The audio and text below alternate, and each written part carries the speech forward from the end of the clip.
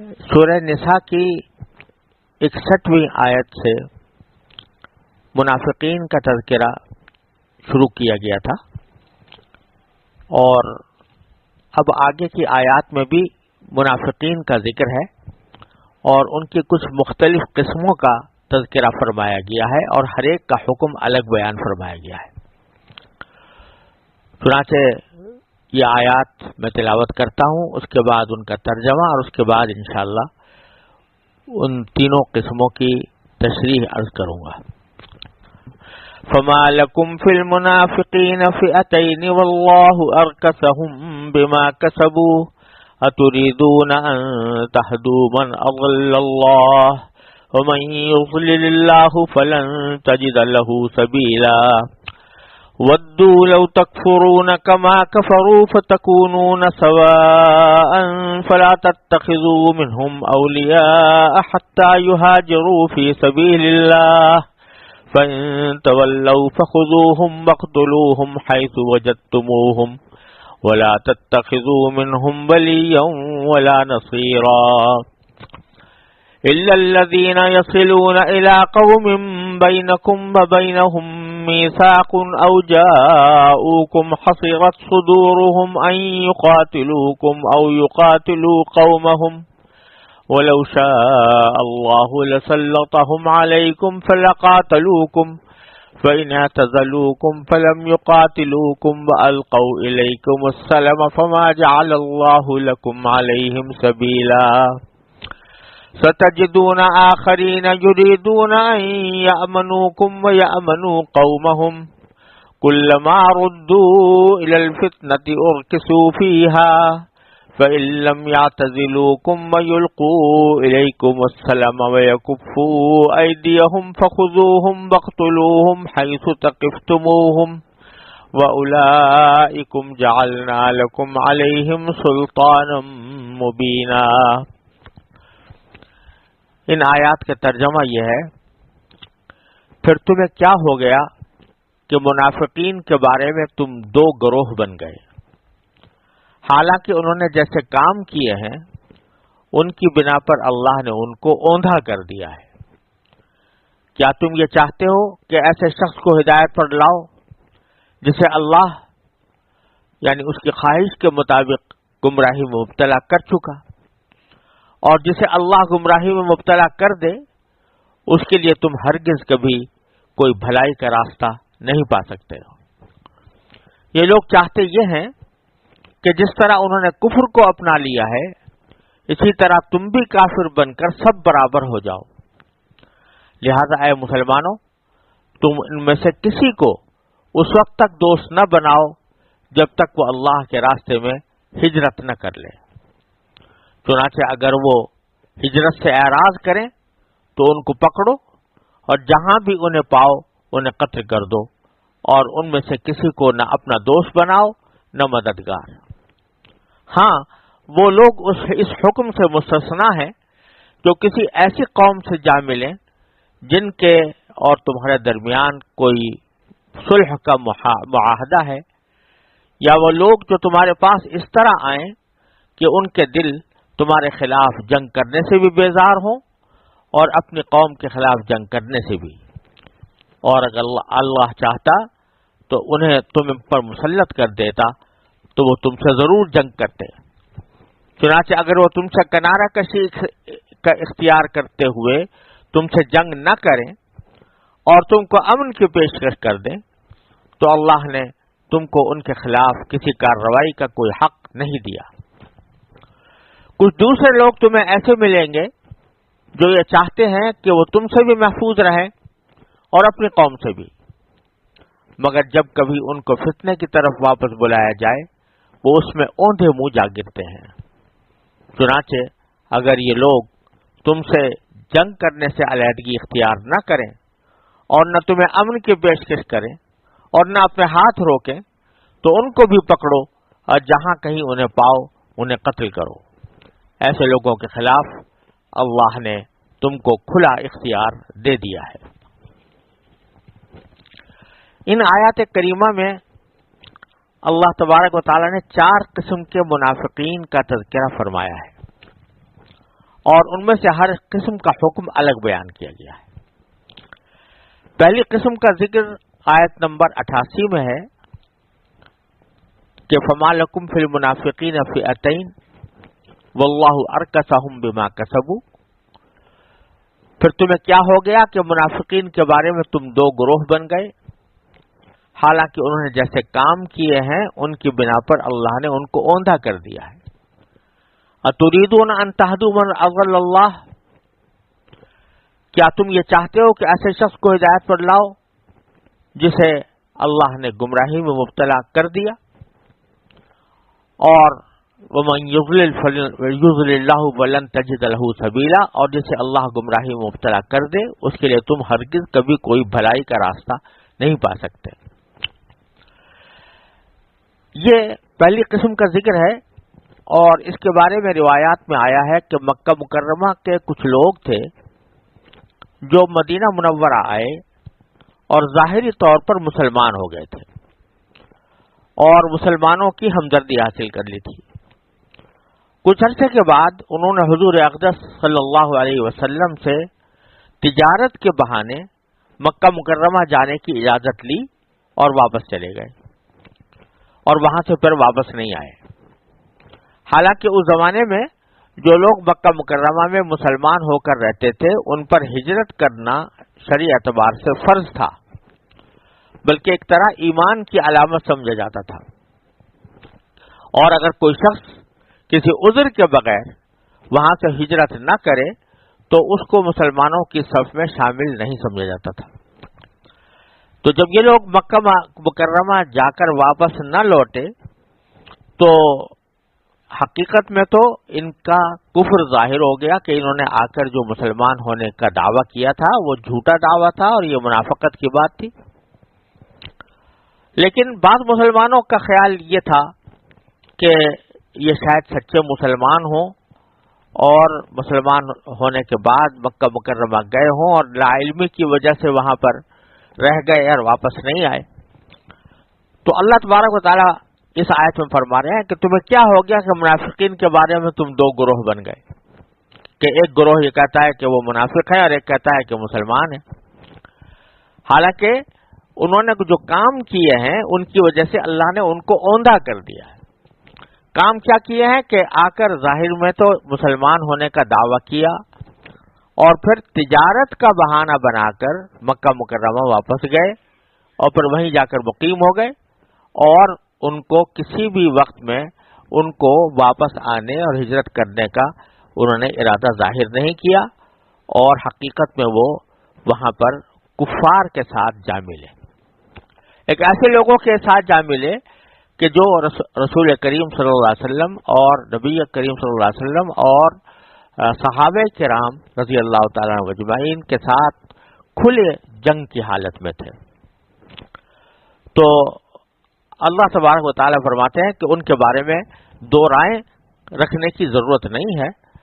کیونکہ ودوا لو تکفرون کما کفروا فتکونون سواء، یہ لوگ چاہتے یہ ہیں کہ جس طرح انہوں نے کفر اپنا لیا ہے اسی طرح تم بھی کافر بن کر سب برابر ہو جاؤ، اور ان کا چونکہ یہ مقصد ہے لہذا فلا تتخذوا منهم اولیاء، مسلمانوں تم ان میں سے کسی کو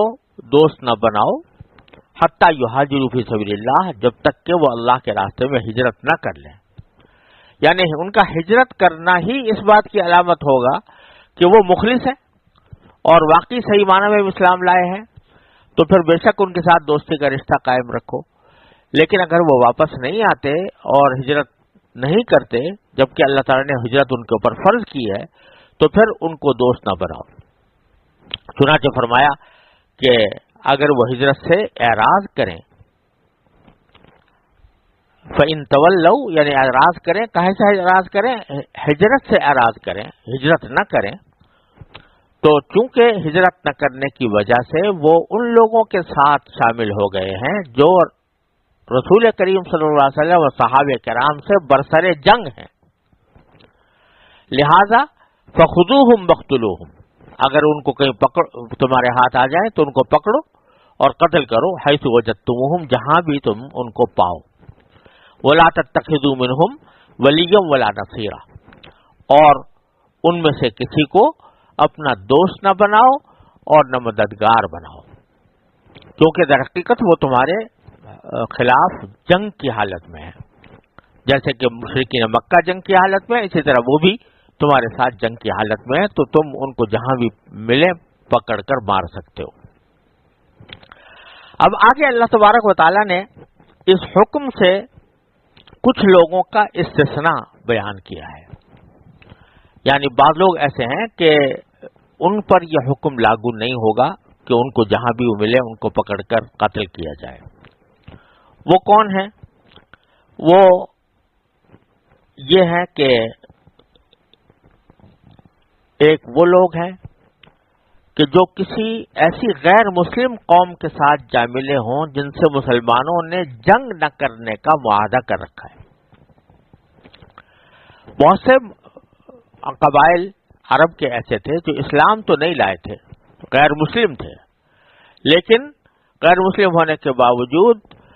وہ رسول کریم صلی اللہ علیہ وسلم کے ساتھ جنگ نہیں چاہتے تھے، اور نہ رسول کریم صلی اللہ علیہ وسلم ان سے جنگ چاہتے تھے، اور آپس میں معاہدہ صلح کا معاہدہ کیا ہوا تھا۔ تو رسول کریم صلی اللہ علیہ وسلم کو یہ حکم دیا گیا ہے اس آیت کریمہ میں کہ مکہ مکرمہ میں جو لوگ ہجرت نہیں کرتے اور مدینہ منورہ آنے کے بجائے وہ کسی ایسی قوم سے جا ملتے ہیں جن کے ساتھ نبی کریم صلی اللہ علیہ وسلم کا صلح کا معاہدہ ہے، اور وہ خود بھی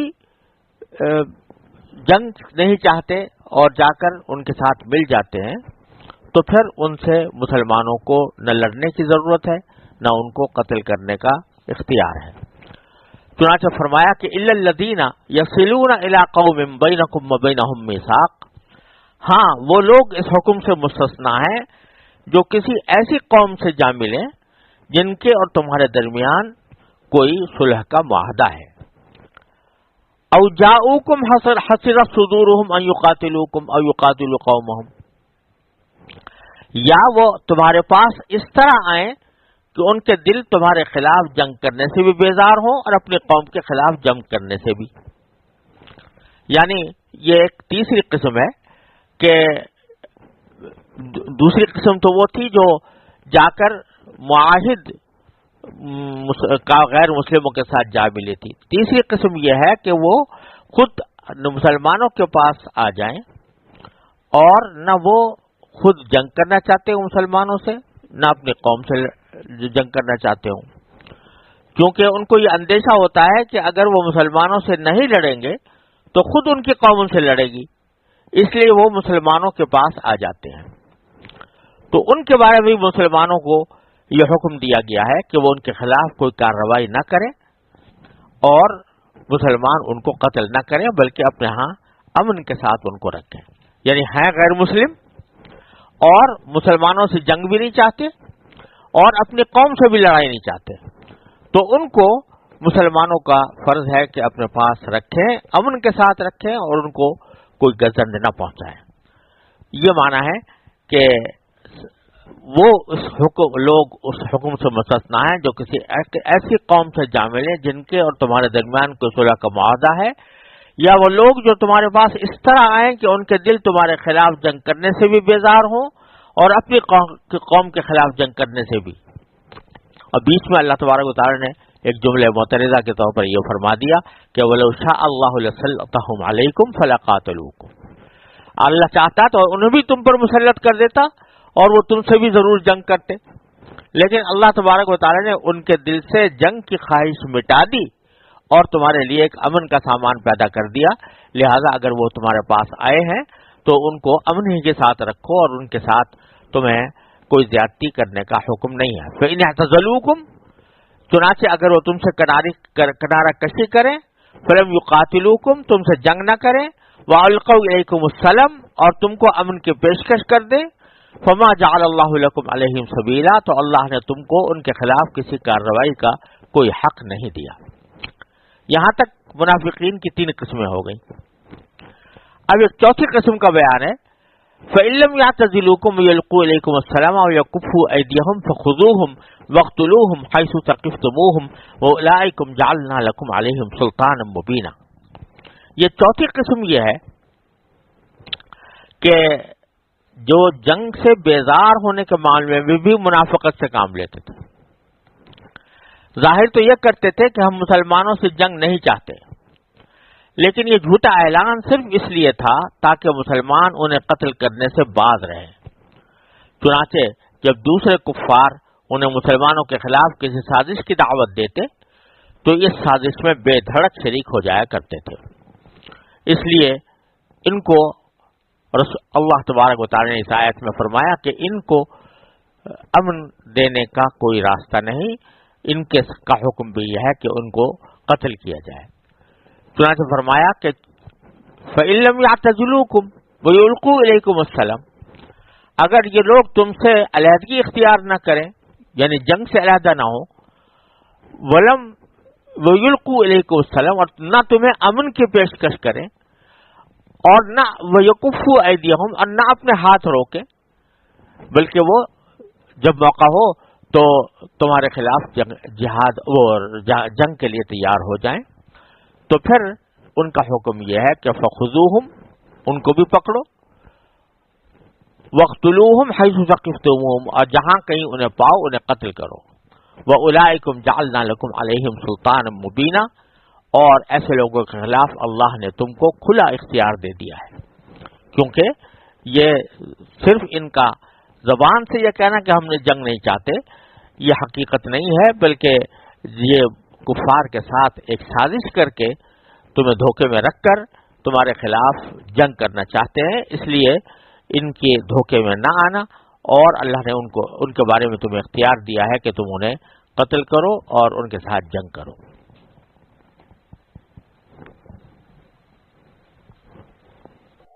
وَمَا كَانَ لِمُؤْمِنٍ أَن يَقْتُلَ مُؤْمِنًا إِلَّا خَطَأً، وَمَن قَتَلَ مُؤْمِنًا خَطَأً فَتَحْرِيرُ رَقَبَةٍ مُؤْمِنَةٍ وَدِيَةٌ مُسَلَّمَةٌ إِلَىٰ أَهْلِهِ إِلَّا أَن يَصَّدَّقُوا، فَإِن كَانَ مِن قَوْمٍ عَدُوٍّ لَّكُمْ وَهُوَ مُؤْمِنٌ فَتَحْرِيرُ رَقَبَةٍ مُؤْمِنَةٍ، وَإِن كَانَ مِن قَوْمٍ بَيْنَكُمْ وَبَيْنَهُم مِّيثَاقٌ فَدِيَةٌ مُّسَلَّمَةٌ إِلَىٰ أَهْلِهِ وَتَحْرِيرُ رَقَبَةٍ مُؤْمِنَةٍ، فَمَن لَّمْ يَجِدْ فَصِيَامُ شَهْرَيْنِ مُتَتَابِعَيْنِ تَوْبَةً مِّنَ اللَّهِ وَكَانَ اللَّهُ عَلِيمًا حَكِيمًا۔ وَمَن يَقْتُلْ مُؤْمِنًا مُّتَعَمِّدًا فَجَزَاؤُهُ جَهَنَّمُ خَالِدًا فِيهَا وَغَضِبَ اللَّهُ عَلَيْهِ وَلَعَنَهُ وَأَعَدَّ لَهُ عَذَابًا عَظِيمًا۔ ان آیات کا ترجمہ یہ ہے کہ اور کسی مسلمان کا یہ کام نہیں ہے کہ وہ کسی دوسرے مسلمان کو قتل کرے، الا یہ کہ غلطی سے ایسا ہو جائے، اور جو شخص کسی مسلمان کو غلطی سے قتل کر بیٹھے تو اس پر فرض ہے کہ وہ ایک مسلمان غلام آزاد کرے اور دیت یعنی خون بہا مقتول کے وارثوں کو پہنچائے، الا یہ کہ وہ معاف کر۔ اور اگر مقتول کسی ایسی قوم سے تعلق رکھتا ہو جو تمہاری دشمن ہے مگر وہ خود مسلمان ہو تو بس ایک مسلمان غلام کو آزاد کر دینا فرض ہے، یعنی خون بہا دینا واجب نہیں۔ اور اگر مقتول ان لوگوں میں سے ہو جو مسلمان نہیں مگر ان کے اور تمہارے درمیان کوئی معاہدہ ہے تو بھی یہ فرض ہے کہ خون بہا اس کے وارثوں تک پہنچایا جائے اور ایک مسلمان غلام کو آزاد کیا جائے۔ ہاں اگر کسی کے پاس غلام نہ ہو تو اس پر فرض ہے کہ 2 مہینے تک مسلسل روزے رکھے۔ یہ توبہ کا طریقہ ہے جو اللہ نے مقرر کیا ہے، اور اللہ علیم و حکیم ہے۔ اور جو شخص کسی مسلمان کو جان بوجھ کر قتل کرے تو اس کی سزا جہنم ہے جس میں وہ ہمیشہ رہے گا، اور اللہ اس پر غضب نازل کرے گا اور لعنت بھیجے گا، اور اللہ نے اس کے لیے زبردست عذاب تیار کر رکھا ہے۔ ان آیات کریمہ میں قتل کے کچھ احکام بیان فرمائے گئے ہیں، اور پچھلی آیات سے ان کا تعلق یہ ہے کہ وہاں بھی جنگ کی حالات میں قتل و قتال کی باتیں ہوئی تھیں اور ان کے کچھ احکام دیے گئے تھے۔ تو اب جنگ کی حالات کے علاوہ اگر کوئی شخص کسی کو قتل کر دے تو اس کے کیا احکام ہوں گے، وہ ان آیات میں بیان کیے گئے ہیں۔ یہاں پہلے یہ سمجھ لینا چاہیے کہ ایک شخص دوسرے کو قتل کرے تو اس میں دو راستے ہوتے ہیں۔ ایک تو یہ کہ جان بوجھ کر قتل کرے، قتل کرنے والے کا مقصود دوسرے کی جان لینا ہی ہو، اس کو قتل عمد کہتے ہیں، اور اس کا حکم آگے اللہ تبارک و تعالی نے آیت نمبر 93 میں بیان فرمایا ہے، جس کی میں آگے تفصیل عرض کروں گا۔ لیکن پہلے شروع کیا ہے قتل کی دوسری قسم سے، یعنی قتل خطا سے، اور اس سے شروع کرنے کی وجہ بھی شروع میں یہ بیان کر دی کہ وَمَا كَانَ لِمُؤْمِنٍ أَن يَقْتُلَ مُؤْمِنًا إِلَّا خَطَأً۔ ایک مومن کا یہ کام نہیں ہے کہ وہ کسی دوسرے مومن کو قتل کرے، ایک مسلمان دوسرے مسلمان کو قتل کرے یہ مومن کا کام نہیں ہے۔ تو اس لیے جب اس کا یہ کام نہیں ہے تو تصور یہ کرنا چاہیے کہ اگر کسی مسلمان نے دوسرے مسلمان کو قتل کیا تو شاید غلطی سے ایسا ہو گیا۔ جب تک جان بوجھ کر قتل کرنا پوری طرح ثابت نہ ہو، دلائل کے ساتھ، گواہوں کے ساتھ، تو تصور یہ سمجھا جائے گا کہ کسی شخص نے اگر کسی دوسرے کو قتل کیا تو ہو سکتا ہے کہ وہ قتل خطا ہو، یعنی غلطی سے قتل کیا ہو۔ تو معنی یہ فرمایا گیا کہ وَمَا كَانَ لِمُؤْمِنٍ أَن يَقْتُلَ مُؤْمِنًا إِلَّا خَطَأً۔ کسی مسلمان کا یہ کام نہیں ہے کہ وہ کسی دوسرے مسلمان کو قتل کرے، الا یہ کہ غلطی سے ایسا ہو جائے۔ غلطی سے ایسا ہونے کے معنی یہ ہے کہ کسی کو قتل کرنا مقصود نہیں تھا، بلکہ یا تو بے خیالی میں مثلاً گولی چل گئی، یا مارنا تو کسی شکار کو تھا اور شکار کے بجائے کسی انسان کو گولی لگ گئی اور وہ قتل ہو گیا، تو یہ قتل خطا کہلاتا ہے۔ اس قتل خطا کی 3 صورتیں اللہ تبارک و تعالی نے یہاں بیان فرمائی ہیں۔ اگر کسی مسلمان کا قتل ہو جائے غلطی سے تو اس کی 3 صورتیں ہوتی ہیں۔ ایک صورت تو یہ ہے کہ مسلمان کا قتل ہوا دارالاسلام میں، یعنی کسی مسلمان حکومت کے ملک میں قتل ہوا، غلطی سے ہوا، تو اس صورت میں جس نے بھی قتل کیا ہے اس کے ذمے 2 چیزیں ہیں۔ ایک یہ کہ وہ کفارہ ادا کرے، اور ایک یہ کہ مرنے والے کی دیت یعنی خون بہا اس کے ورثہ کو ادا کرے، الا یہ کہ وہ معاف کر دیں، دیت معاف کر دیں، خون بہا معاف کر دیں، جزوی طور پر یا کلی طور پر، کچھ حصہ معاف کر دیں یا پورا معاف کر دیں، دونوں صورتیں ہو سکتی ہیں۔ تو جب دارالاسلام میں کسی مومن کو قتل کیا گیا تو اس میں 2 چیزیں واجب ہوئیں، ایک دیت اور ایک کفارہ۔ کفارہ کیا ہے اس کی تفصیل اللہ تبارک و تعالی نے بیان فرمائی ہے ان آیات میں، کہ اصل کفارے کا تقاضا تو یہ ہے کہ اگر کسی شخص کی ملکیت میں کوئی غلام ہو تو اس کو آزاد کرے، اور اگر غلام نہ ہو، موجود نہ ہو، اس کی ملکیت میں نہ ہو، جیسا کہ آج کل غلام شرعی قسم کے غلام کہیں موجود نہیں ہیں، تو اس صورت میں یہ حکم دیا گیا ہے کہ 2 مہینے کے لگاتار روزے رکھیں، یہ کفارہ ہے۔ تو اگر دارالاسلام میں کسی مومن کو قتل کیا تو اس کے اوپر 2 چیزیں واجب ہوئیں، ایک دیت خون بہا اور ایک کفارہ۔ اسی کو اللہ تبارک و تعالی نے اس طرح فرمایا کہ وَمَنْ قَتَلَ مُؤْمِنًا خَطَأً، اور جو شخص کسی مسلمان کو غلطی سے قتل کر بیٹھے فَتَحْرِيرُ رَقَبَةٍ مُؤْمِنَةٍ، تو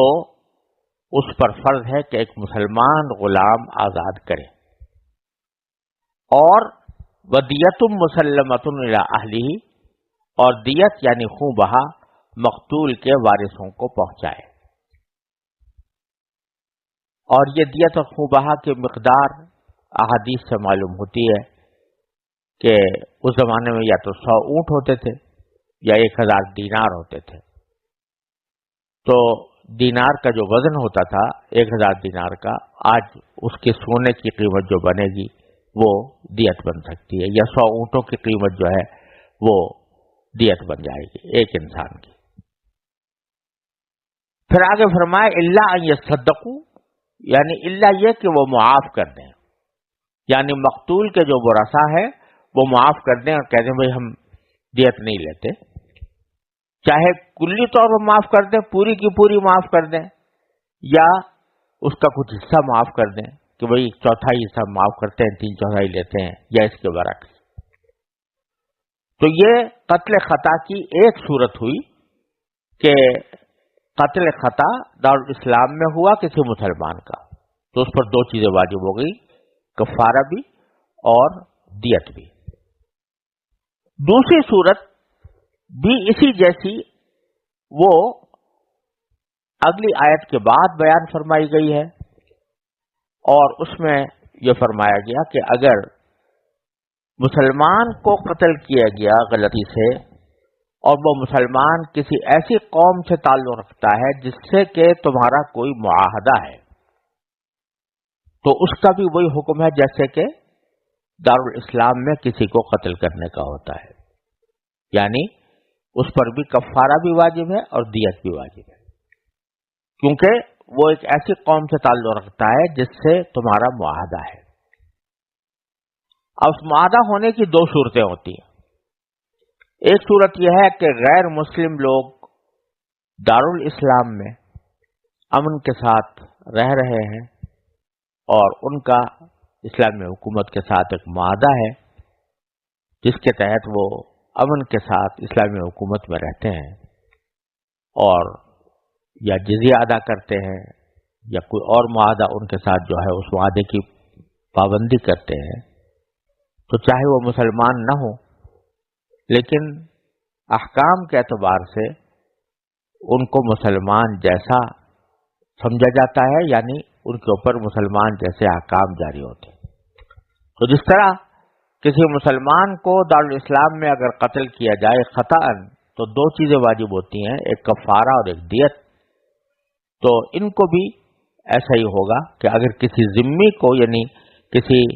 مسلمان حکومت کی کہ غیر مسلم شہری کو کوئی شخص قتل کر دے تو اس پر خطأً غلطی سے، تو اس کے اوپر بھی ایک کفارہ بھی واجب ہوگا اور دیت بھی آئے گی۔ اس کو اللہ تبارک و تعالی نے آیت نمبر 92 میں بیان فرمایا ہے، اور اس میں یہ فرمایا کہ وَإِنْ كَانَ مِنْ قَوْمٍ بَيْنَكُمْ وَبَيْنَهُمْ مِيثَاقٌ، اگر وہ مقتول شخص کسی ایسی قوم سے تعلق رکھتا ہو جس کے ساتھ تمہارا کوئی معاہدہ ہے، تو بھی یہی حکم ہے کہ دیت مسلمۃ الی اہلہ، یہ فرض ہے کہ خون بہا اس کے وارثوں تک پہنچایا جائے، وتحریر رقبۃ مؤمنہ، اور ایک مسلمان غلام کو آزاد کیا جائے۔ فمن لم یجد، اگر کسی کے پاس غلام نہ ہو تو اس پر فرض ہے کہ فصیام شہرین متتابعین، کہ 2 مہینے تک مسلسل روزے رکھے، توبۃ من اللہ، یہ توبہ کا طریقہ ہے جو اللہ نے مقرر کیا ہے. وَكَانَ اللَّهُ عَلِيمًا حَكِيمًا، اور اللہ علیم اور حکیم ہے، علم میں بھی کامل ہے اور حکمت میں بھی کامل ہے. تیسری صورت قتل خطا کی یہ ہے کہ جو شخص خطأً غلطی سے قتل ہوا وہ کسی دارالحرب میں رہتا، یعنی ایسی غیر مسلم حکومت میں جس سے مسلمانوں کا کوئی معاہدہ نہیں ہے، جنگ بندی کا کوئی معاہدہ نہیں ہے. اس حکومت کے تحت کوئی شخص رہتا تھا، مسلمان تھا، اور کسی شخص سے غلطی سے قتل ہو گیا کہ گولی غلط چل گئی، یا مارنا کسی اور کو، شکار کو مقصود تھا اور غلطی سے گولی اس مسلمان کو لگ گئی. تو اس صورت کا حکم قرآن کریم نے بیان فرمایا کہ صرف کفارہ دینا ہوگا اور دیت واجب نہیں ہوگی، کیونکہ وہ اگرچہ مسلمان ہے لیکن دارالحرب میں رہتا ہے، تو اس کے اوپر اسلامی احکام جاری نہیں کیے جا سکتے پوری طرح. تو اس کے لیے صرف حکم ہے کہ وہ قاتل کفارہ ادا کرے اور دیت واجب نہیں ہے. تو اس کو ان الفاظ میں اللہ تبارک و تعالی نے تعبیر فرمایا فَإِنْ كَانَ مِنْ قَوْمٍ عَدُوٍّ لَكُمْ وَهُوَ مُؤْمِنٌ، کہ اگر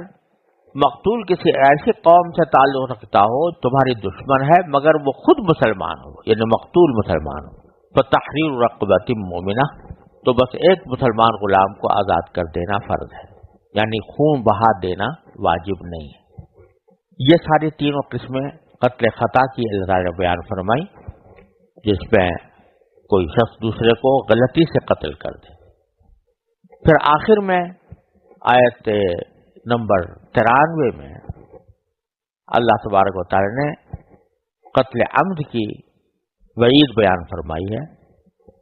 یہ فرمایا کہ وَمَن يَقْتُلْ مُؤْمِنًا مُتَعَمِّدًا، اور جو شخص کسی مسلمان کو جان بوجھ کر قتل کرے فَجَزَاؤُهُ جَہَنَّمُ، تو اس کی سزا جہنم ہے، خالداً فیہا، جس میں وہ ہمیشہ رہے گا، وَغَضِبَ اللَّهُ عَلَيْهِ، اور اللہ اس پر غضب نازل کرے گا، وَلَعَنَهُ، اور اس پر لعنت بھیجے گا، وَأَعَدَّ لَهُ عَذَابًا عَظِيمًا، اور اللہ نے اس کے لیے زبردست عذاب تیار کر رکھا ہے. یہاں اس آیت کریمہ میں جان بوجھ کر قتل کرنے والے کی اخروی سزا بیان فرمائی گئی ہے، یعنی آخرت میں اس کا انجام بہت برا ہوگا، جہنم اس کا ٹھکانہ ہوگا، ہمیشہ اس میں رہے گا، اور اللہ کا غضب، اللہ تعالیٰ کی لعنت اس کے اوپر نازل ہوگی، اور بہت بڑا عذاب اس کے لیے اللہ تعالیٰ نے تیار کر رکھا ہے. دنیا کا حکم یہاں پر بیان نہیں فرمایا گیا، وہ سورہ بقرہ میں گزر چکا ہے کہ اس میں اللہ تبارک و تعالیٰ نے فرمایا کہ اگر کوئی شخص جان بوجھ کر دوسرے کو قتل کرے تو اس کے اوپر قصاص لازم ہے، یعنی اس کو بھی بدلے میں قتل کیا جائے گا. دنیا میں تو یہ حکم ہے، اور آخرت کا حکم یہ ہے جو یہاں پر بیان کیا گیا، اور بڑے سخت الفاظ میں بیان کیا گیا ہے کہ جو شخص جان بوجھ کر قتل کرے تو اس کی سزا جہنم ہے، خالداً فیہا، اور اس میں ساتھ میں یہ بھی فرمایا گیا کہ جہنم بھی ایسی جہنم ہے کہ جس میں وہ ہمیشہ رہے گا. اب یہاں سوال بعض اوقات یہ پیدا ہوا ہے اور مفسرین نے اس پر گفتگو بھی کی ہے کہ جہنم کے اندر ہمیشہ رہنے کی سزا تو در حقیقت کافروں کی ہوتی ہے جو کفر کا ارتکاب کرے، لیکن کسی مسلمان سے اگر کوئی گناہ سرزد ہو جائے، چاہے وہ کتنا ہی بڑا گناہ ہو، تو اس کا عذاب تو اس کو بھگتنا ہوگا، لیکن ہمیشہ ہمیشہ جہنم میں نہیں رہنا. پھر اپنے ایمان کی وجہ سے اللہ تبارک و تعالی اس کو آخر میں جہنم سے نکال کر جنت میں داخل فرما دیں گے اگر وہ صحیح معنی میں مسلمان ہوا. محض گناہ کبیرہ کے ارتکاب سے کوئی شخص ہمیشہ ہمیشہ کے لیے جہنم میں نہیں جاتا، لیکن یہاں اللہ تبارک و تعالی نے خالدن فیہا فرمایا کہ اگر کوئی قتل کا ارتکاب کرے، کسی دوسرے کو جان بوجھ کر قتل کرے، تو وہ جہنم میں ہمیشہ ہمیشہ رہے گا۔ اس کی تفسیر میں بعض حضرات مفسرین کا موقف تو یہ ہے کہ بالکل جو الفاظ قرآن کریم کے ہیں وہ بالکل واضح ہیں اور اس میں کسی تعویل کی گنجائش نہیں ہے، لہذا اور گناہ کبیرہ اور قتل کے گناہ کبیرہ میں فرق ہے کہ دوسرے گناہ کبیرہ جو ہوتے ہیں وہ تو انسان کو ہمیشہ ہمیشہ کے لیے جہنم میں نہیں لے جاتے، بلکہ صرف سزا بھگتنے کی حد تک وہ جہنم میں رہتا ہے، اس کے بعد پھر اس کو نکال لیا جاتا ہے۔ لیکن قتل کا گناہ ایسا ہے کہ اس میں اللہ تعالیٰ نے صاف صاف کہہ دیا ہے کہ یہ قتل کا گناہ کرنے والا چاہے مسلمان ہی کیوں نہ ہو، لیکن اس کو جہنم سے نکالا نہیں جائے گا۔ بعض حضرات نے یہ موقف اختیار کیا، لیکن اکثر علماء اور فقہا اور مفسرین کا کہنا یہ ہے کہ یہاں پر جو خالدن فیہا فرمایا گیا ہے کہ ہمیشہ رہے گا، تو خلود کے معنی بعض اوقات زیادہ عرصے تک رہنے کے بھی ہوتے ہیں، ہمیشہ رہنے کے بجائے زیادہ عرصے کے معنی میں بھی استعمال ہوتا ہے بعض اوقات۔ تو یہاں خلود سے مراد ہمیشہ رہنا نہیں ہے بلکہ طویل عرصے تک رہنا۔ اور دوسرے بعض حضرات مفسرین نے یہ بھی فرمایا کہ یہ خلود ہمیشہ رہنے کے معنی ہی میں ہے، لیکن مراد اس سے وہ شخص ہے متعمدن جو قتل کر رہا ہے، تو متعمدن میں دو باتیں داخل ہیں۔ ایک تو یہ کہ قتل جان بوجھ کر رہا ہے، غلطی سے نہیں کر رہا بلکہ جان بوجھ کر رہا ہے، مارنا ہی مقصود ہے۔ اور دوسرا متعمدن کے مفہوم میں یہ بات بھی داخل ہے کہ وہ اس عمل کو جائز سمجھتا ہے، جائز سمجھ کر رہا ہے۔ تو اگر کوئی شخص ایک گناہ کبیرہ کو جو قرآن کریم سے جس کا گناہ ہونا بالکل واضح اور صاف اور ہے، کسی شبے کی گنجائش نہیں ہے، تواتر کے ساتھ، اور اس گناہ کو گناہ سمجھا، گناہ ہونا اس کے ضروریات دین میں سے ہے، تو اگر کوئی شخص اس کو حلال سمجھے، جائز سمجھے، تو اس کو حلال اور جائز سمجھنے سے وہ کافر ہی ہو جاتا ہے، اور جب کافر ہو گیا تو پھر جہنم کے ابدی عذاب کا مستحق ہو گیا، پھر وہ ہمیشہ جہنم میں رہے گا۔ بہرحال اتنی بات بالکل واضح ہے کہ یہ الفاظ اور یہ وعید اللہ تبارک و تعالی نے کسی اور گناہ کے بارے میں ارشاد نہیں فرمائی جتنی قتل نفس کے بارے میں فرمائی، کہ کسی بھی انسان کو جان بوجھ کر قتل کر دینا یہ بہت بڑا زبردست جرم ہے، اور اندیشہ ہے کہ کہیں اس کی وجہ سے ہمیشہ ہمیشہ جہنم میں رہنا نہ پڑے۔ یہاں یہ بات بھی ذکر کر دینے مناسب ہے کہ یہ دو قسمیں تو قرآن کریم نے یہاں بیان فرمائی ہیں، قتل کی، قتل خطا اور دوسرے قتل عمد۔ ایک تیسری قسم حدیث سے معلوم ہوئی ہے جو رسول کریم صلی اللہ علیہ وسلم نے بیان فرمائی ہے، اس کو شبہ العمد کہتے ہیں۔ شبہ العمد کے معنی یہ ہے کہ اگرچہ مارنا تو مقصود نہیں تھا، لیکن کوئی آلہ ایسا استعمال کیا گیا،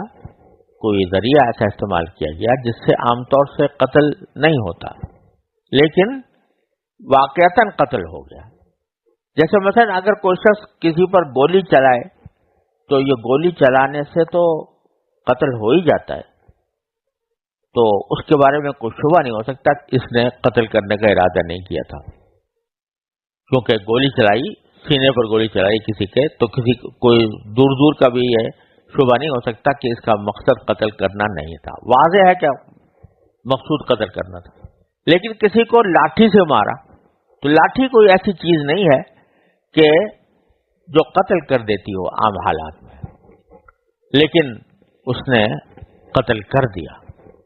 لاٹھی کے ذریعے اس کی موت واقع ہو گئی، تو یہ شبہ العمد کہلاتا ہے۔ اور شبہ العمد کا حکم بھی حدیث میں بیان فرمایا گیا ہے کہ اس صورت میں دیت آتی ہے جیسا کہ قتل خطا میں آتی ہے، اور دیت مغلظہ ہوتی ہے، اور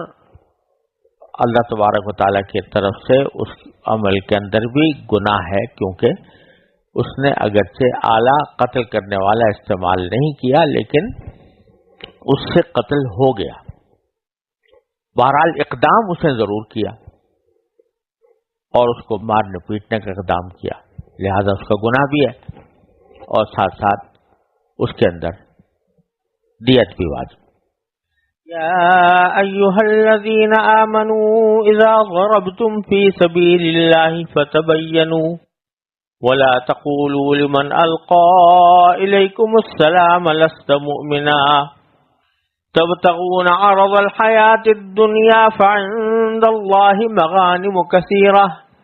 كذلك كنتم من قبل فمن الله عليكم فتبينوا ان اللہ کان بما تعملون خبیرا لا يستوي القاعدون من المؤمنین غیر اولی الضرر والمجاہدون فی سبیل اللہ باموالہم وانفسہم فضل اللہ المجاہدین باموالہم وانفسہم علی القاعدین درجہ وکلا وعد اللہ الحسنى وفضل اللہ المجاہدین علی القاعدین اجرا عظیما درجات منہ مغفرة ورحمة وکان اللہ غفورا رحیما۔ ان آیات کریمہ کا ترجمہ یہ ہے، اے ایمان والو، جب تم اللہ کے راستے میں سفر کرو تو تحقیق سے کام لیا کرو، اور جو شخص تم کو سلام کرے تو دنیاوی زندگی کا سامان حاصل کرنے کی خواہش میں اس کو یہ نہ کہو کہ تم مومن نہیں ہو، کیونکہ اللہ کے پاس مال غنیمت کے بڑے ذخیرے ہیں، تم بھی تو پہلے ایسے ہی تھے، پھر اللہ نے تم پر فضل کیا، لہذا تحقیق سے کام لو، بے شک جو کچھ تم کرتے ہو اللہ اس سب سے پوری طرح باخبر ہے۔ یہ 3 آیتیں ہیں جن میں اللہ تبارک و تعالی نے جہاد سے متعلق کچھ اہم باتیں ارشاد فرمائی ہیں۔ جہاد کا حکم اور اس کا تذکرہ پیچھے آیت نمبر 71 سے چل رہا ہے، اور بیچ میں اسی سے متعلق کچھ جزوی معاملات درمیان میں آئے تھے۔ اب پھر جہاد ہی سے متعلق کچھ احکام بیان فرمائے جا رہے ہیں۔ پہلی آیت میں ایک خاص اہم اصول بیان فرمایا گیا ہے۔ صورتحال یہ تھی کہ جس وقت یہ کہا گیا کہ جہاد کے لیے نکلو، اور صحابہ کرام جہاد کے لیے اپنے گھروں سے سفر میں جاتے تھے، تو بعض اوقات اس طرح کے واقعات پیش آئے کہ کسی شخص نے اپنے مسلمان ہونے کا اظہار کیا، یا تو اپنے مسلمان ہونے کے لیے کلمہ طیبہ پڑھا، یا اسلام کی ایک علامت کے طور پر صحابہ کرام کی جماعت کو سلام کیا، السلام علیکم ورحمۃ اللہ کہا، جو ایک مسلمان ہونے کی علامت ہوتی ہے۔ لیکن حالات کچھ ایسے تھے کہ بعض صحابہ کرام نے مجموعی حالات کے پیش نظر یہ سمجھا کہ شاید یہ شخص جو اسلام کا اظہار کر رہا ہے حقیقت میں اسلام نہیں لایا، اور محض ہم سے بچنے کے لیے اس نے کلمہ پڑھ لیا ہے یا ہمیں سلام کیا ہے، حقیقت میں مسلمان نہیں ہے، لہذا اس کو کافر سمجھا، اور کافر سمجھ کر کافر جیسا ہی اس کے ساتھ معاملہ کیا۔ جنگ کی حالت تھی تو اس جنگ کی حالت میں اس کو قتل بھی کر دیا گیا۔ اس طرح کے متعدد واقعات روایات میں آئے ہیں۔ تو اللہ تبارک و تعالیٰ نے ان غلطیوں کی اصلاح کرنے کے لیے یہ آیت کریمہ نازل فرمائی، جو واقعات پیش آئے تھے اس میں خود رسول کریم سرور دو عالم صلی اللہ علیہ وسلم نے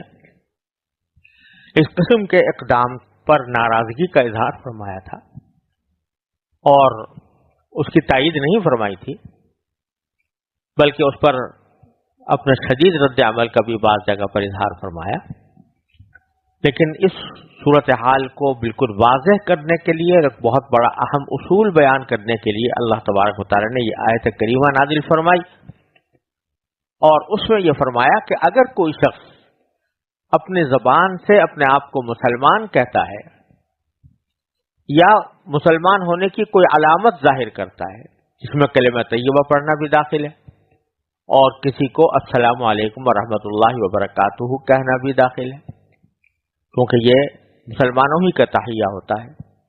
تو اگر وہ اپنی کسی ایسی علامت کا اظہار کرے جو اس کے مسلمان ہونے پر دلالت کرتی ہو، تو دوسرے مسلمانوں کو حکم یہ ہے کہ وہ اس کے ظاہری حالت پر بھروسہ کر کے اس کو مسلمان ہی سمجھے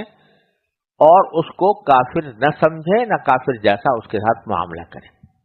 ظاہری انسان ظاہری حالات کا مکلف ہے، باطن کے اور دل کے حالات کا مکلف نہیں ہے، لہذا جو شخص زبان سے اپنے آپ کو مسلمان کہہ رہا ہے تو اس کے ساتھ مسلمان جیسا ہی سلوک کرنا چاہیے، یہ نہ سمجھنا چاہیے کہ یہ منافق ہے اور یہ دل سے مسلمان نہیں ہوا اور محض جان بچانے کی خاطر اس نے کلمہ پڑھ لیا ہے یا سلام کر رہا ہے، تو یہ سمجھنا کہ دل میں اس کے اسلام نہیں ہے، یہ بات کسی مسلمان کے لیے درست نہیں۔ اور یہ فرمایا دیا گیا کہ یا ایھا الذین آمنوا، اے ایمان والو، اذا ضربتم فی سبیل اللہ، جب تم اللہ کے راستے میں سفر کرو، اور یہاں سفر سے بظاہر مراد جہاد کا سفر ہے، فتبینوا، تو تحقیق سے کام لیا کرو، ولا تقولوا لمن القى الیکم السلام لست مؤمنا، اور جو شخص تم کو سلام کرے تو اس کو یہ نہ کہو کہ تم مومن نہیں ہو، تبتغون عرض الحیات الدنیا، زندگی کا سامان حاصل کرنے کی خواہش میں، فعند اللہ مغانم کثیرہ، اللہ کے پاس مال غنیمت کے بڑے ذخیرے ہیں، لہذا دنیا کے مال و غنیمت کو حاصل کرنے کے لیے محض کسی شخص کو یہ سمجھ لینا کہ یہ جھوٹا ہے اپنے ایمان کے دعوے میں یا منافق ہے، یہ کہنا درست نہیں ہے۔ تو یہاں دو باتیں ہیں جو خاص اہمیت کے ساتھ بیان فرمائی گئی ہیں۔ ایک بات یہ کہ کسی دوسرے شخص کے ساتھ کوئی منفی معاملہ کرنے کے لیے محض ظن اور گمان کافی نہیں ہوتا، بلکہ اس میں تحقیق ضروری ہے۔ اگر کسی شخص کے ساتھ آپ کوئی ایسا معاملہ کرنا چاہ رہے ہیں جو منفی حیثیت رکھتا ہے، منفی نوعیت رکھتا ہے، یعنی مثلا کسی کو منافق سمجھنا یا کسی کو کافر سمجھنا یا کسی کو مجرم سمجھنا، تو یہ باتیں صرف اپنے دل کے گمان کی بنیاد پر کرنا درست نہیں ہے جب تک کہ اس کی تحقیق نہ کر لی جائے۔ فتبینوا کے معنی یہ ہے کہ تم تحقیق کر لیا کرو، تحقیق کر لیا کرو اس بات کی کہ کہیں ہم غلط گمان تو نہیں کر رہے ہیں۔ یہاں یہ سمجھنا چاہیے کہ بہت سی جگہیں ایسی ہیں جہاں مثبت رویہ کسی کے ساتھ ظاہری اعتبار سے مثبت رویہ اختیار کرنا ہے، اور شریعت نے بھی مثبت رویہ اختیار کرنے کی تلقین فرمائی ہے، تو وہاں تحقیق میں پڑنے کی ضرورت نہیں۔ مثلا یہ کہ اگر کسی شخص کو ہم دیکھتے ہیں کہ وہ ظاہری طور پر مسجد میں آتا ہے، نماز پڑھتا ہے، مسلمانوں کی طرح رہتا ہے، تو اب اس کھوج میں پڑنے کی ضرورت نہیں ہے کہ میں یہ دیکھوں کہ حقیقت میں یہ اسلام لایا تھا یا نہیں، اور کب لایا تھا، اور پورے اسلام کے عقائد اس نے اپنائے تھے یا نہیں۔ اس تحقیق میں پڑنے کی ضرورت نہیں۔ کیوں؟ اس لیے کہ ایک مثبت رویہ کسی کے ساتھ اختیار کرنے کے لیے اس کے ظاہری حالات کافی ہیں، اس کی مزید تحقیق میں کھوج میں پڑنا یہ شریعت نے اس کی تعلیم نہیں دی. لیکن کسی کے ساتھ منفی رویہ اختیار کرنے کے لیے محض ظن اور گمان یا کافی نہیں ہے، اس میں تحقیق ضروری ہے. تو اگر ایک شخص ظاہری طور پر مسلمان ہے یا مسلمان ہونے کا دعویٰ کر رہا ہے یا مسلمان ہونے کی علامت ظاہر کر رہا ہے، تو اب اس کے ساتھ مثبت رویہ اپنانے میں یہ بات کوئی رکاوٹ نہ ہونی چاہیے کہ دل میں یہ گمان ہے کہ وہ شاید منافق ہو. یہ معنی ہے فتبینوا، تحقیق سے کام لو.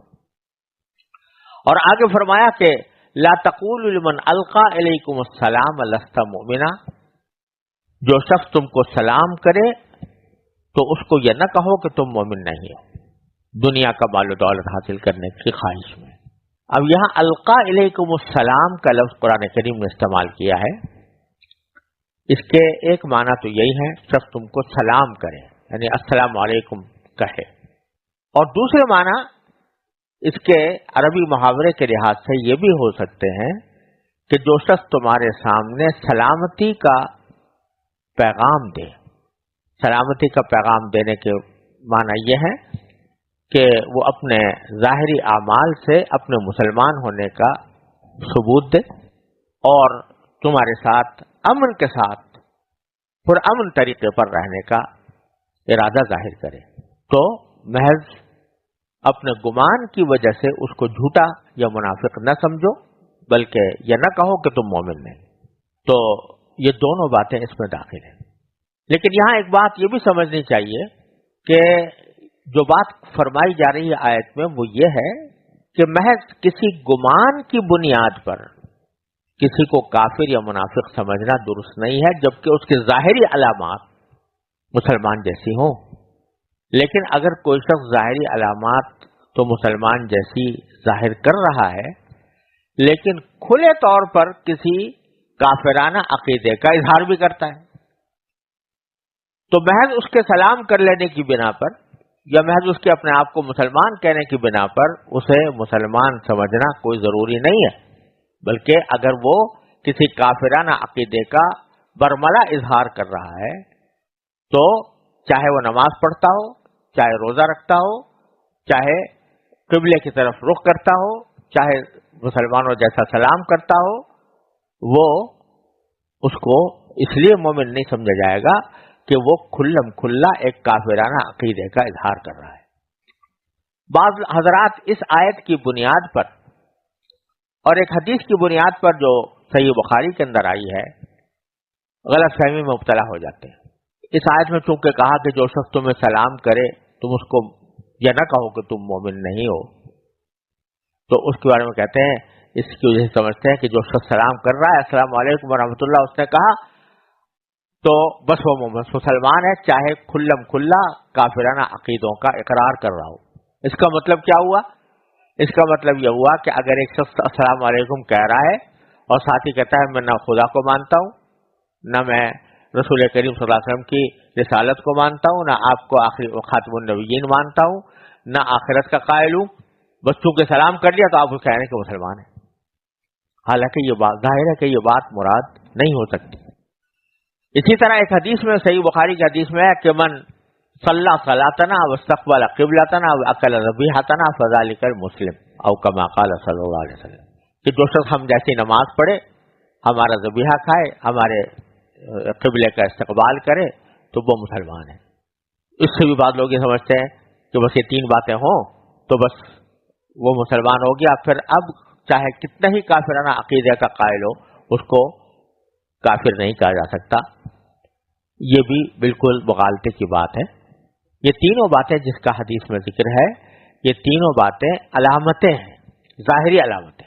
اور یہ مطلب نہیں ہے کہ اگر کوئی شخص نماز پڑھے مسلمان جیسی، قبلہ کی طرف رخ کرے اور مسلمانوں کو ذبیحہ کھا لے تو پھر اب چاہے وہ رسول کریم صلی اللہ علیہ وسلم کی نبوت کا انکار کر دے یا آپ کے ختم نبوت کا انکار کر دے یا وہ اور کسی ضروریات دین کا انکار کر دے اور آخرت کا انکار کر دے تو پھر بھی ہم اس کو مسلمان سمجھیں، یہ ہرگز مراد نہیں ہے. بات جو کہی جا رہی ہے وہ یہ ہے کہ جب ایک ظاہری طور پر کسی شخص نے اپنے مسلمان ہونے کا اظہار کر دیا تو محض ایک موہوم گمان کی بنیاد پر تم اس کو کافر نہ ہو. ہاں جبکہ وہ خود اپنے کافر ہونے کا اقرار کر لیا اس نے ایسے عقیدے کا جو کفر تک پہنچاتا ہے، تو پھر وہ اس آیت کے دیے ہوئے تحفظ کا حقدار نہیں ہوتا. آگے پھر فرمایا کہ کذالک کنتم من قبل، مسلمانوں سے خطاب کیا ہے بڑے پیار کے ساتھ کہ تم بھی تو پہلے ایسے ہی تھے، یعنی کفر کی حالت میں تھے، اور تم نے اپنے مسلمان ہونے کا اظہار کیا، کلمہ پڑھا اور مسلمان ہونے کا اقرار کیا، تو کیا ہوا؟ فمن اللہ علیکم، اللہ تعالی نے تم پر احسان کیا. کیا احسان کیا؟ کہ تم کو مسلمان ہی قرار دیا، تم پر مسلمان جیسے احکام جاری کیے، اور رسول کریم سرور عالم صلی اللہ علیہ وسلم نے بھی تمہیں مسلمان سمجھا. وہاں کسی حضور اقدس صلی اللہ علیہ وسلم نے یا کسی دوسرے صحابی نے کسی مسلمان ہونے والے صحابی کے بارے میں یہ شک ظاہر نہیں کیا کہ ہو سکتا ہے یہ ویسے ہی زبانی طور پر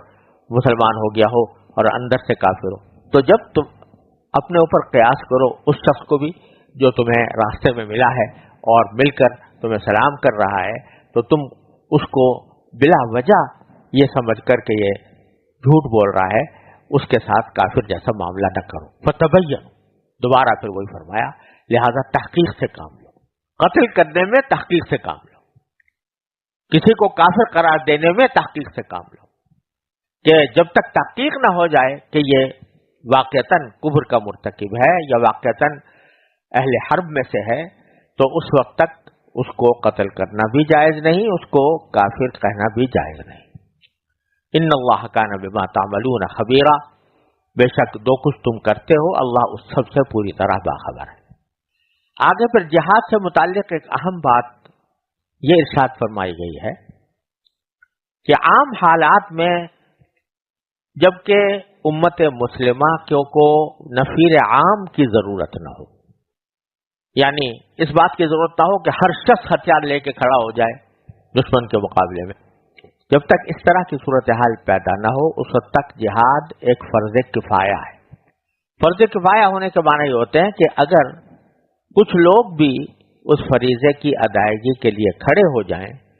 تو باقی سارے لوگوں سے وہ فریضہ ساقط ہو جاتا ہے. جیسے نماز جنازہ ہے، نماز جنازہ فرض کفایہ ہے، جس کے معنی یہ ہے کہ اگر کچھ لوگ بھی کسی میت کی نماز جنازہ پڑھ لیں گے تو باقی سب سے وہ فریضہ ساقط ہو جائے گا، اور اگر کوئی بھی نہیں پڑھے گا تو سب گنہگار ہوں گے. تو جہاد کا معاملہ بھی یہی ہے کہ عام حالات میں جب کوئی نفیر عام کی صورت نہ ہو، یعنی سارے انسانوں کو اسلام کے تحفظ کے لیے یا مسلمانوں کے تحفظ کے لیے یا اسلامی حکومت کے تحفظ کے لیے سب کے ذمہ قرار نہ دے دیا گیا ہو کہ سب لوگ مسلح ہو کر نکل کھڑے ہوں، تو جب تک یہ صورتحال پیش نہ آئے تو جہاد ایک فرض کفایہ ہے. جس کے معنی یہ ہے کہ کچھ لوگ بھی اگر کھڑے ہو جائیں گے جہاد کے لیے تو باقی لوگوں کی طرف سے فریضہ ساقط ہو جائے گا. لیکن اس کے باوجود جو لوگ کہ جہاد میں شریک ہوئے، عملاً انہوں نے جہاد میں حصہ لیا، ان کا درجہ بہت بڑا ہے، بہت زیادہ ہے ان لوگوں کے مقابلے میں جو گھر میں بیٹھے ہیں. اگرچہ ان کا گھر میں بیٹھنا جائز ہو، کیونکہ اس وقت جہاد فرض عین نہیں تھا، فرض کفایہ تھا، اس لیے گھر میں بیٹھنا ان کے لیے جائز تھا. اس کے باوجود ان کے درجے ان مجاہدین کے برابر نہیں ہو سکتے جو جہاد میں عملاً حصہ لے رہے ہیں. البتہ اگر کوئی شخص گھر میں بیٹھا ہے کسی عذر کی وجہ سے، یعنی وہ بیمار ہے یا اتنا بوڑھا ہے یا نابینا ہے جس کی وجہ سے وہ جہاد میں شرکت کر ہی نہیں سکتا، تو پھر اگر اس کے دل میں نیت تھی اور یہ خواہش بھی تھی کہ اگر میں تندرست ہوتا تو جہاد میں شریک ہوتا، تو اللہ تبارک و تعالی اس کی نیت کی برکت سے اور اس کی خواہش کی برکت سے انشاءاللہ اس کو مجاہدین کی حکم میں بھی شامل فرما لیں گے اور اس کے اوپر جہاد کا انشاءاللہ اجر بھی ملے گا.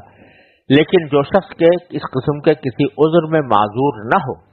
اور پھر گھر میں بیٹھ رہے، تو اس کا درجہ مجاہد کے برابر نہیں ہو سکتا جس نے اپنی جانیں اللہ کے راہ میں قربان کرنے کے لیے وہ تیار ہو کر نکلا ہے. یہی بات ان آیات میں فرمائی گئی ہے. فرمایا کہ لا يستوي القاعدون من المؤمنین غیر اولی الضرر والمجاہدون فی سبیل اللہ باموالہم وانفسہم.